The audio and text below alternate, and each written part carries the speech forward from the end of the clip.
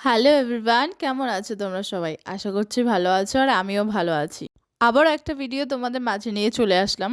আর আজকের ভিডিওটা ছিল আমি বাড়িতে সারাদিন কি কাজ করি, চলো তোমাদের সঙ্গে সেটাই একটু শেয়ার করি।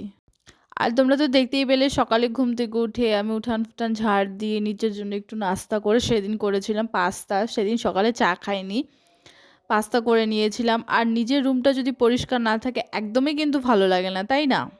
তারপর সব কাজ কমপ্লিট করে নিয়ে তারপর রান্নাঘরে চলে এসেছি। আজকে ছিল সোমবার, সোমবারটাই নিরামিষ বলে একটু পালং পাতা দিয়ে একটু সবজি হবে আর পনিরের ঝোল হবে, এই রান্না হবে।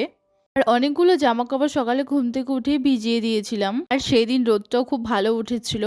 ভেবেছি আজকে এই রোদ্রে হয়তো সম্পূর্ণ জামাকাপড় আমার শুকিয়ে যাবে।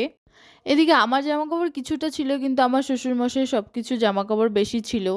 আর দেখি ফুল গাছের অনেক চারা উঠেছে আর এই ফুলটা ভীষণ ভালো লাগে রৌদ্রের সময়। আর গোলাপ গাছে দেখো ওই দিন প্রচুর গোলাপ ফুটেছিল, তাই ভাবলাম তোমাদের সঙ্গে একটু ভিডিওটা শেয়ার করি।